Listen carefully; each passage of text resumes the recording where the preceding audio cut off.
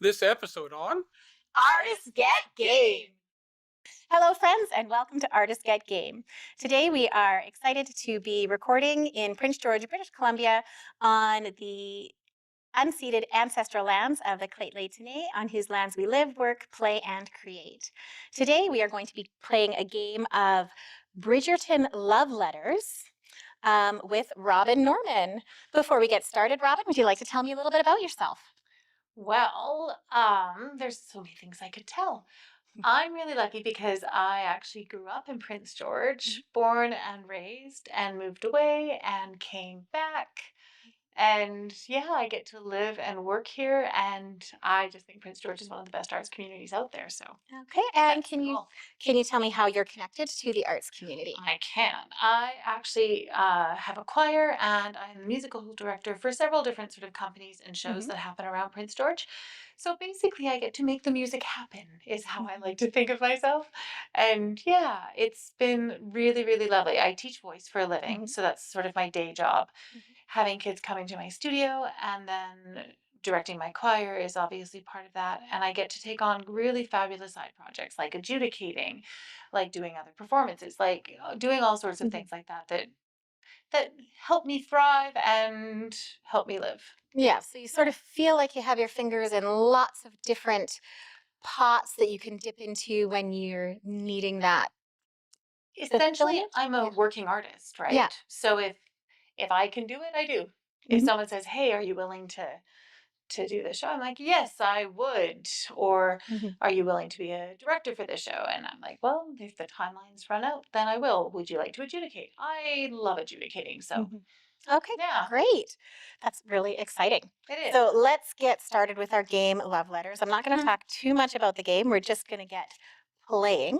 So we'll get set up. So I will say that our goal is to get the most diamonds. Gotcha. So there's your card to start and my card to start. We've already gone over how the rules of the game work. True. Okay, so would you like to go first as the guest? Yes. So you get to draw a card. I get to draw 2 cards. Ooh. I know. So, ooh, ooh. Decisions are sometimes hard when playing games. Yes, I will do this. Okay. That tells you very quickly what I got. No, well, a little bit. Yeah. But not what you have now. Okay, I'm going to play Kate Sharma, and I would like to look at your hand. Ooh, thank you. Okay, now it's your turn.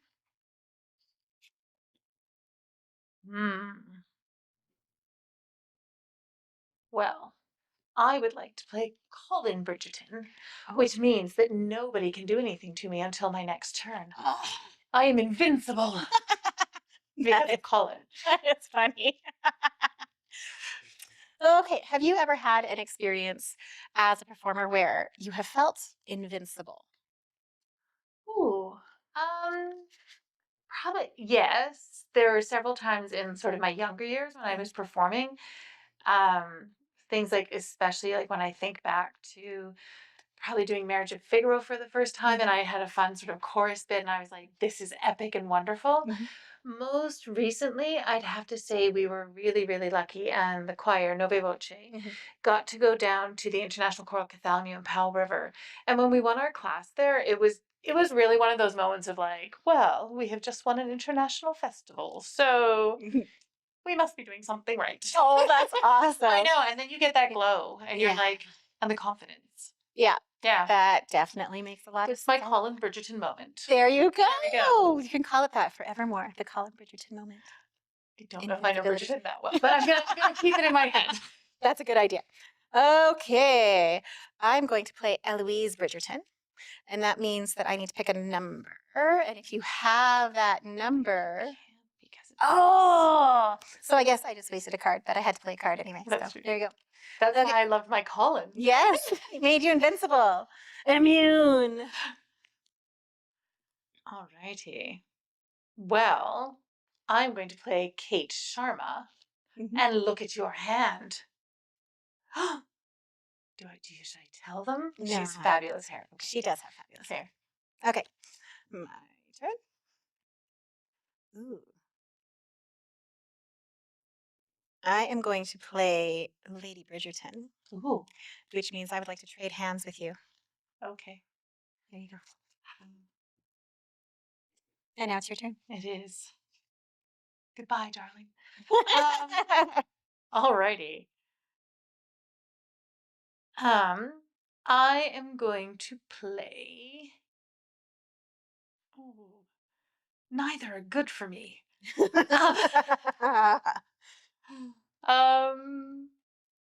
Well, I will play the Duke of Hastings. Ooh. I know. So choose and secretly compare hands with another player. Whoever has the lowest value is out of the round.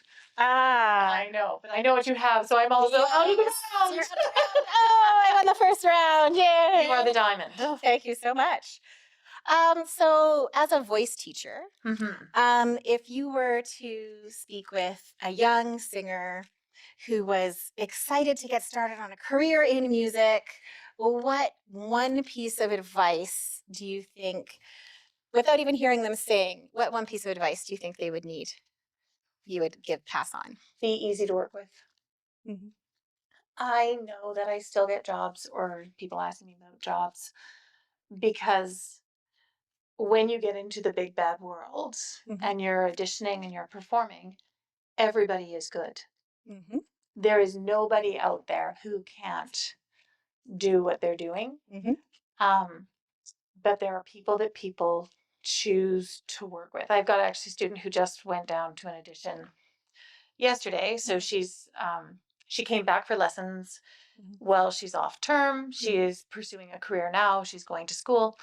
And she went off for an audition, and we had this exact talk. It was basically, you know what? This is where you need to talk to the people in the room, ask them about themselves, ask them, start becoming a person to them, not just a number, and start building your network connections and your friends, because that will get you further, because everybody is talented and everybody is talented. And for a young performer, that's really hard to swallow sometimes. It really is that everybody can sing that aria. Everybody. Why do they want you to sing it for them? Because they like you. They want to work with you. Yeah. Or like in my case, like I have lots of I'm really lucky with my friends in the choral world. There are people who are 10 times more talented than I am, but getting chosen to do workshops for really great choirs across the country and stuff like that isn't necessarily based on my talent. It's based on the fact that I can be engaging in a room and work with people, and that I can be respectful of, do you know what I mean? There are people who are more talented than me, but because they're grumpy, nobody or people will use them less. Well, I have to say, you have worked with my choirs in the past, and my kids love you. So they keep asking, when's she coming back? I said, we'll work on it. We'll work on But it. that's the thing. Like, there are people who are better than I am. Yeah. But But you also make the kids and make the singers, not just children, feel good about themselves and where they're going, and that's and if you can move them along in their art as well. Yeah. And I think the other thing that I would say, be nice to the crew. People don't understand. I actually had this experience. One of my first shows, I was actually stage managing. When you come up through the UBC opera program, you don't get on stage the first little bit. So, and I got a really odd question at the end. They're like, anybody there you wouldn't want to work with again? And I was like, oh, well, I mean, everybody was lovely, but this person was a bit of a jerk. And they're like, good to know. Yeah.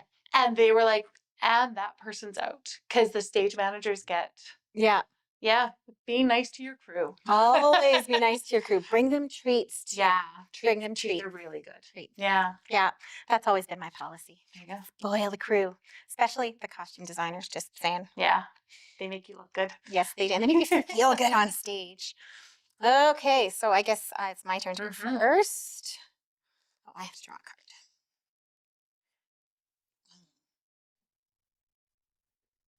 Okay, I would like you to discard your hand and redraw. Would you like me to show you as I Yeah, discard? it's discarded up there. Yeah, Okay. just because if it had been the Daphne, that Mhm. might matter, right? Yes. Okay, and now it's your turn. Okay. And then I have to draw.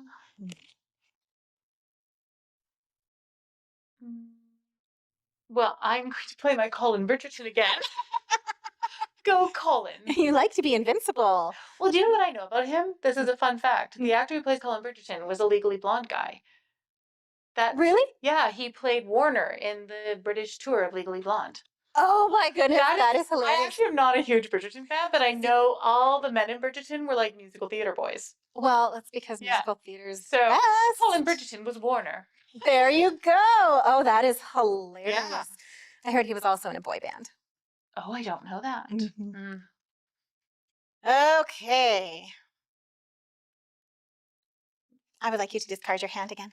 Oh my goodness. Okay, goodbye, Lady Danbury. Oh, Lady Bridgerton. Lady Bridgerton. Alrighty. Okay, and it's your turn. Oh, actually, you didn't have to do that. Oh, right. You can take her back if you would like. And then this is my And hand. this is your Yeah, hand. okay. I forgot you were invincible. Okay. But then do I have... Oh, okay. You can play whichever one you want. I will play Daphne Bridgerton. Okay, and So- she just gives you An extra diamond. diamond if if, one if plays- I don't play that as well. Okay. That works. Okay. I'm going to say a number. Mhm. Which is kind of bad because I know what card you Yeah. have now. Number 7? I have a 7. Oh, I guess you're out of the I'm round. out of the round. But you get a diamond Oh, yay. because Yay, you played first Daphne. diamond. Yes. There we go. God bless Daphne. This is a cute game. It's really quite adorable. It is. Okay. So, what would you say is one of the things that you find most inspiring about being an artist in Prince George? You had moved away and then you came back. What drove that? Or did the area in any way drive that creatively for you? I think the thing that so many people don't understand about Prince George, because it's sort of a two-faceted community in the sense, Mhm. there is an amazing artistic resiliency here where people have been creating things out of nothing from the very beginning. So I think when my mother moved up here, and this is where my musical theater roots lie, Mhm. she was in one of the first theater workshop productions, and that goes back ages, playing Mhm. Ado Annie in Oh, Oklahoma. my goodness. I know, right? And they like just made it happen. It was Mhm. kind of very much like, let's put on a show. Mhm. And I'm always astounded by the support and the love in the Mhm. industry by the people up here who are just willing to make it so. Mhm. So when we first sort of moved up here, there was no Theatre Northwest. Mhm. Judy was not doing shows in the same way that she is now. And she just sort of started Mhm. about 5 years after I came back. But my heavens, what things were booming everywhere. You could work for Theatre Northwest. You could, like, do you know what I mean? Mhm. It was just people were like, okay, let's make this happen. We also have a really weird thing up here that I never quite understood growing up. Mhm. There were a pretty solid group of us that got just incredible training growing up here from a woman named Josie Smith. And Josie Smith has been remembered provincially now as one of sort of the mavens of speech arts and drama. And she was a Scottish actress who, I don't actually remember this accurately perhaps, but I want to say she was from like the Royal Academy of Dramatic Arts or something. And she came and we all did speech arts with Josie Smith and got fabulous acting training. And then there was another woman named Bunny Murray and Anne Rabbit. Bunny Murray is Judy Russell's mother. Mhm. And together, Anne Rabbit and Bunny Murray used to put on Bunny Rabbit Productions. Oh, I love And, that. and so there were all these just great, fabulous things Mhm. happening in a time when you would get opportunities Mhm. that if I'd been living in Vancouver, even as I don't want to understate, Mhm. I was a very lucky child. Mhm. But if I'd been living in Vancouver, I wouldn't have gotten to do that. Mhm. But because we had all these impeccably trained, fabulous people, Mhm. we were like, oh, okay, we will just do Midsummer's Night Dream. Mhm. And we just did it. All of us were like 12 and the prime of Miss Jean Brodie. And Yeah. yeah, Oh, that's wonderful. yeah. That And sounds it was really at exciting. such a high level that Yeah. even, yeah. Well, even we moved here in about 2007. Mm-hmm. I keep saying with a 5-year plan. Yeah, of course. Like we're gonna be here for 5 years. We weren't from here. We had no idea, but it was a job, and I fell in love with the place. Like Yeah. it's beautiful every day, every season. It is. We're surrounded by beauty, and it's inspiring. Mm-hmm. And the arts community here, I've just found so welcoming and supportive Mm-hmm. in a way that I haven't seen anywhere else that I've lived. It's because we have to band together. We do, and Yeah. we do band together. Yeah. So, which is one of those Yeah. things that I really appreciate here. Mm-hmm. You can go first this time because you got a diamond. Yay.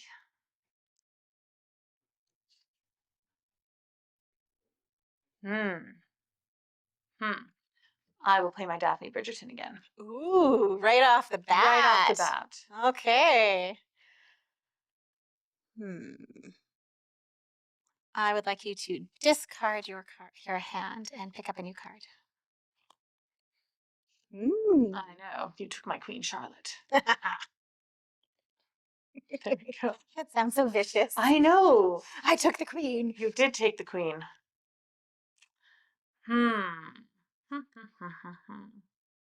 I'm going to play an Eloise Bridgerton. And I am going to say the number 5. Nope. Good guess, though. Oh. Nope. I am going to play my Eloise Bridgerton. And I'm going to say the number 3.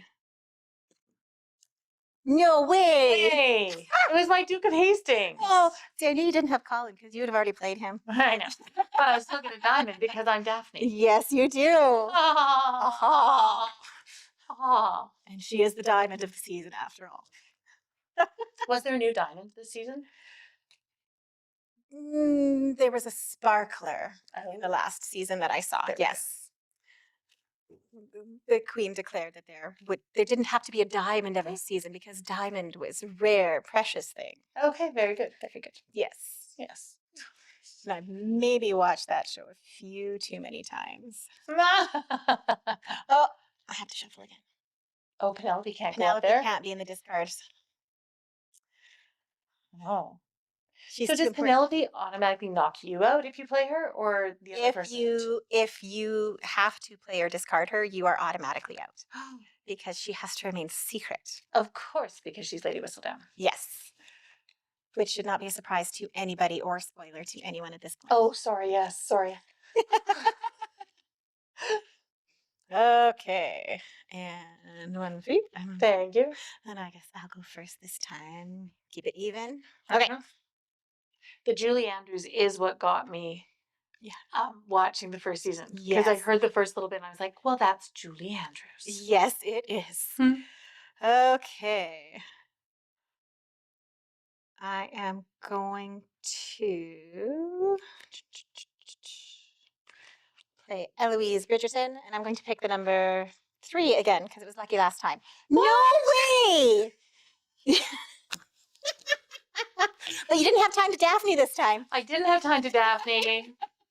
Rotate on page, you are not a good omen for me.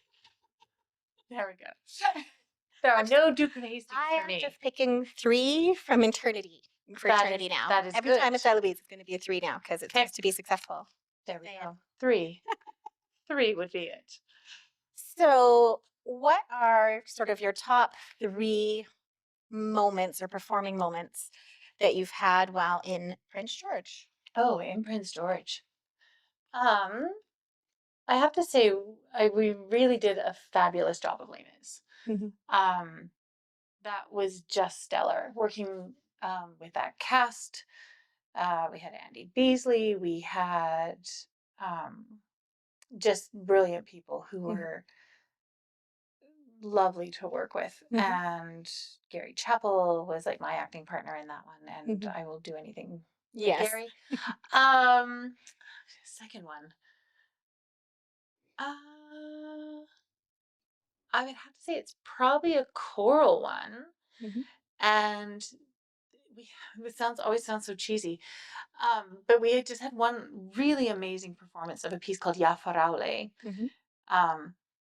And that piece was by a composer that I've worked with a lot named Stephen Hatfield. He's a Governor Award winning composer. And yeah, we did it, I want to say at the Lutheran Church for something. And it was stunning. And it was one of those moments where the audience was just like right up on their feet and they're like, this was really good. And it was just so good. And a third one. In Prince George.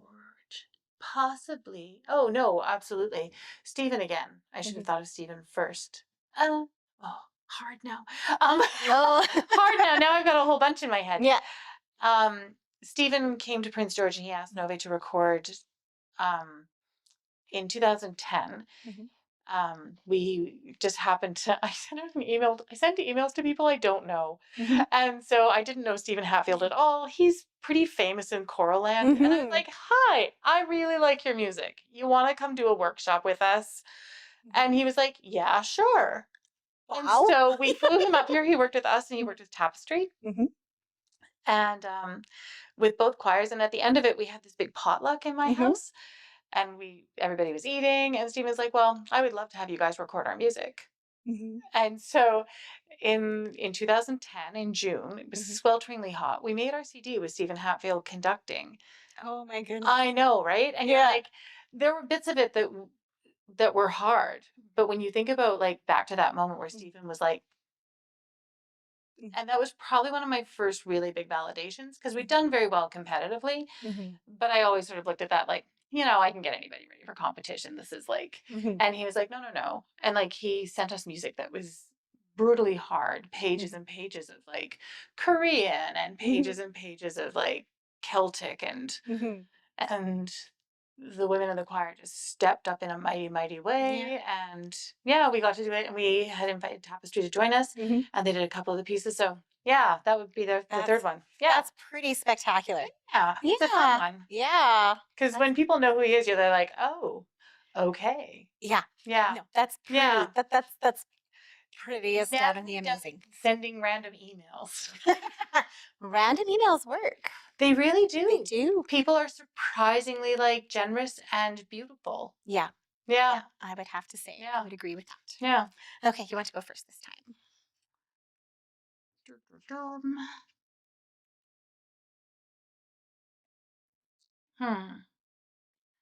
I will play Queen Charlotte. Starting at 1, the players with the lowest cards in the hand are out of the round. Oh, out of 1. I get a diamond. You get a diamond. There you go. So right now the score is 4-3. I'm feeling like you're going to get another 3. I don't know. We'll see. It's a thing. It's a thing. It's a thing. It does appear to be a thing. Okay. I think that's sufficiently randomized. If there's more people playing, there's less cards that go up at the top. That's just because otherwise the game will last forever. Okay. Is it my turn to go first or your turn? It is. Okay. I'm playing Colin. I am invincible. I get the invincibility this time. All righty. So then when you play a Colin in the first round, do I discard up here? Yeah. Okay. Well, no, because you're still playing a card. It just doesn't have the effect. I will play my Duke of Hastings and get the 3 out of my hand. That was probably a really smart. I know, right? And he doesn't do anything, right? Well, a little bit. No, But 'cause we you really don't- compare. I was No. like, there's two of us. No. We secretly compare. We know what's going on. Yeah. And it's not going to happen anyway. So, okay, here we go. Well, it was a good thing you got rid of him Because you want to do this. because I want to do this now, but it's not going to work on a 3 because I noticed you got rid of a 3. So I'm going to say 4. No. Oh, No. I should have known that because it was Colin and you would have played that. Would I? Would I? Maybe. Maybe. Maybe not. I'm going to play my Kate Sharma and look at your hand. Oh, hello, Eloise. Yes. Yes, indeed. I had no choice in my last play. Okay.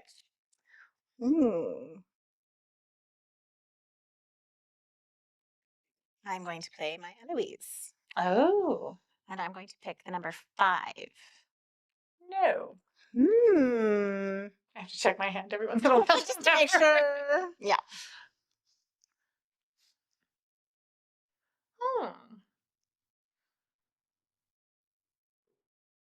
I'm going to play my Colin.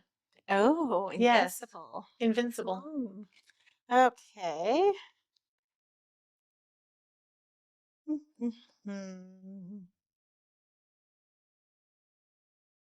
I am going to discard my hand Oh. and redraw.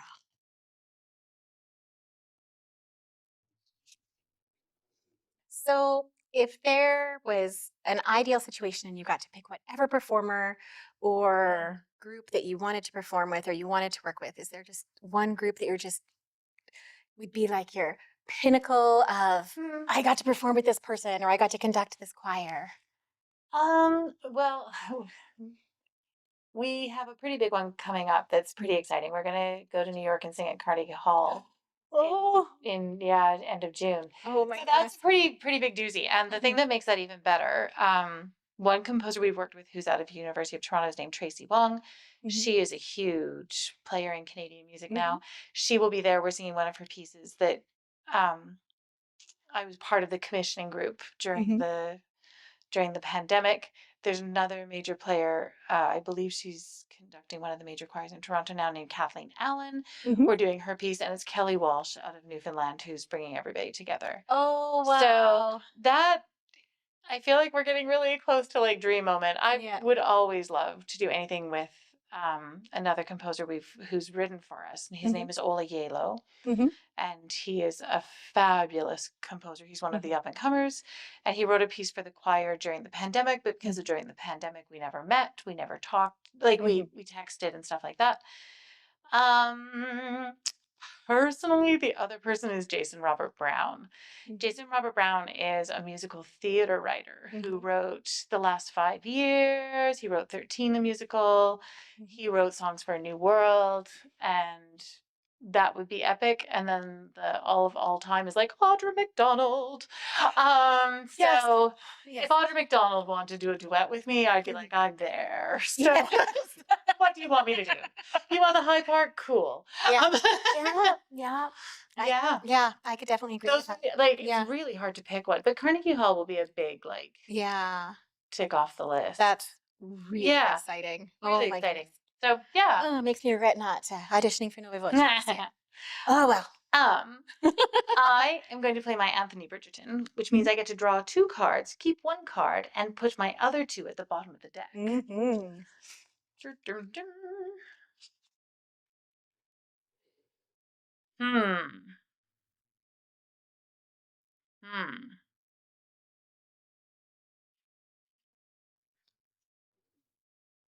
I don't know which is better.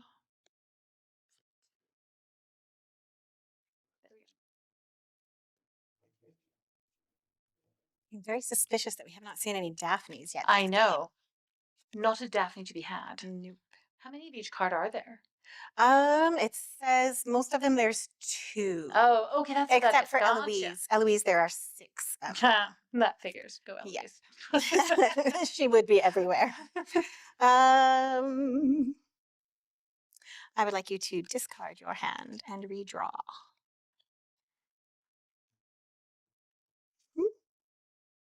And then it's your turn.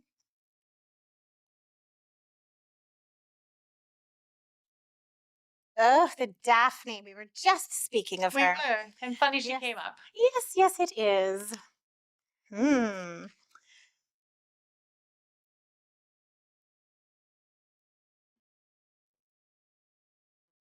Hmm.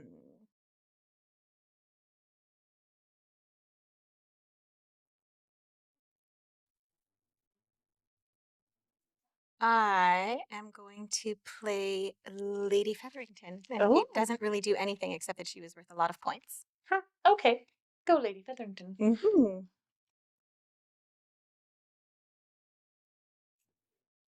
Well. Hmm.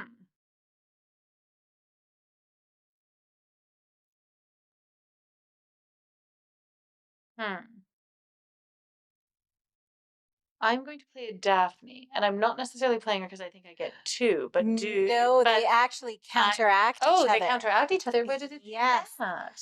So if no one else has played or discarded this card, so if we might have to get a call from outside of the game or off screen. So tech crew. If no one else. If the card says if no one else plays the card, by the end of the round, you get a diamond. But you play both of them on your hand. Do you still get the diamond? What do you think? What's your call? You do not? Because two cards have been played, right? Oh, but Oren gave you Oren gave a thumbs up. Oh, that's how I read it. see, so. Oh. Okay, I don't know. The internet will be involved. They're checking the internet to see for a ruling. Diamonds are involved. Diamonds are involved. Love letters. I would also love to, although it's much like this moment. Have you listened to Bridgerton the musical? There's Bridgerton the musical. It's illegal, and they got sued, and Netflix because they didn't have they won a Grammy, and they published the book. And Eloise has a song, "If I Were a Man," and it's really fun. Oh my goodness, it's really fun. Oh but my goodness. Much like this moment in Bridgerton, it was unclear about the legalities. Oh dear. Oh, that's too bad because that would have been wonderful. I know they finally got shut down because they did. I want to say they did a performance at Carnegie Hall. Oh. And then when they started making money on it, Netflix was like, no, you do not have. No, you need to pay for the intellectual property. So now you don't see it anywhere, but it came out during the pandemic. Oh my goodness. I know. Oh. So I was like, that would have been Bridgerton the musical. Truly amazing. Do we have a call from the peanut gallery? Yes. Apparently they stack. They stack. You get two because nobody else played it. Sticking with my Daphnes. Oh, see, I think you're gonna win. Oh, and I'm getting the last card. Okay. And I am going to play Anthony Bridgerton, which doesn't matter because, well, you can't. I draw these two cards. Okay. And keep one. Oh, I'm gonna keep the one that's in my hand. And now we play our hands. Eloise. I have Penelope. Yeah. So I won that round, but you get two diamonds. So I believe now we're tied. 5-5. 5-5. Whoever wins the next hand takes the game. Oh my goodness. It's a lot of fun, isn't it? It It's is. super silly. I'm not going to lie. There's lots of versions of the game Love Letters. I have played the original and Batman Love Letters. Amazing. Yes. Amazing. Yes. See, and I am not a huge board game player, but one of the few I have, which is why you probably figured this, because I am a Jane Austen fan, one of my few board games is the Pride and Prejudice board game, where it's the first to the chapel to get married wins the game, and it's all trivia. Oh my goodness. And 9 times out of 10, the answer is Lady Catherine de Bourgh. Okay, so although nobody else in my family knows anything about Pride and Prejudice, please, family who are in the room, be aware that Christmas presents are a thing. Just saying. It was off a sketchy site on the internet, but that's okay. They came and they didn't steal my credit card. I have my children we love board games. We Mhm. love all games in my family. Thought that the best thing they could get for their father for Christmas one year was Harry Potter Trivial Pursuit. Okay. So things that people need to know about my husband: he hates trivia. And although when we were first together, they were still releasing the Harry Potter books, and we were Yeah. those geeky people who would read a chapter, then pass the book to the person next to you so they could read the chapter and Yeah. get caught up. Like it was big deal, and we weren't allowed to go ahead of where Mhm. each other. It was a big thing. I have yet to be defeated in Harry Potter Trivial Pursuit. It's Classic. You may go first. I would play a Duke of Hastings. Choose and secretly compare hands with another player. Whoever has the lower value is out of the round. Oh no! Oh! And Robin takes the game On the Duke of Hastings. on the Duke of You Hastings. cursed me so badly. I didn't even have an Eloise to end the game. Oh, so sorry. That was so much fun. Well, thank you so much for coming and playing games with me today on My pleasure. Artists Get Game. It was really fun to hear and learn a lot more about you and your background in the arts. Yeah. And before we go, if there was one wish you had for the arts community in Prince George, what would it be? I'm going to be a little bit long-winded about this Okay. because I feel like I have a really unique vantage point. And I don't talk about it a lot, but I was the vice president of the National Music Festival Association, and I was the president of Performing Arts BC for many years. With those two positions, I got to tour a lot of spaces in Canada, from Fort McMurray to Ottawa, and see where festivals were mounted and what kind of performing arts spaces were available throughout the province. Fort St. John. Prince George is shamefully behind with their performing arts spaces. I don't think the general public understands that we can't use our main space called Vanier Hall on a regular basis because it's run by the school district, and because the school district lays off their janitorial staff in the summer, you can't rent the building for 2 months of the year. So we have a performing arts center where you can't do anything. You're not allowed in there during the day when kids are in class. We have a playhouse that was built, God bless them, by volunteers in the 1960s. Goodness. And the city donated the land to that. But it is only a small theater that doesn't sit. And I am going to say huge props to the community at Trinity United Church who have made Knox performing space happen. But that's still a small space. We don't have any real performing arts center with valid backstage space where we can really mount a real production. So that would be my one wish, and say we need people to understand how woefully behind we are. And if they want to do something like solve the problem of the downtown core, which every city has at this point, this is not unique to Prince George. We need to get people downtown. And a performing arts space, like the referendum that was passed in 1988, to build along with the art gallery and everything else, would do it.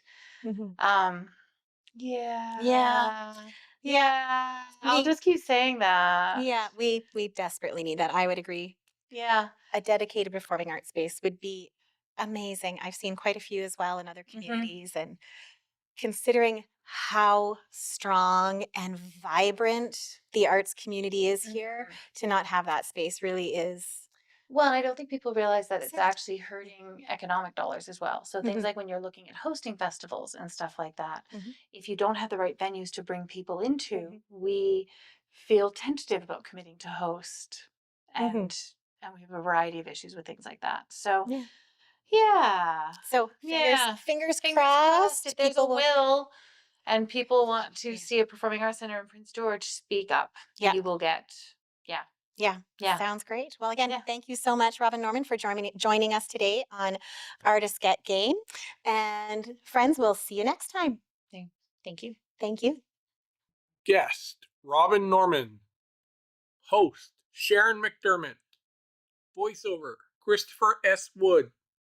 Producer, Sharon MacDermott.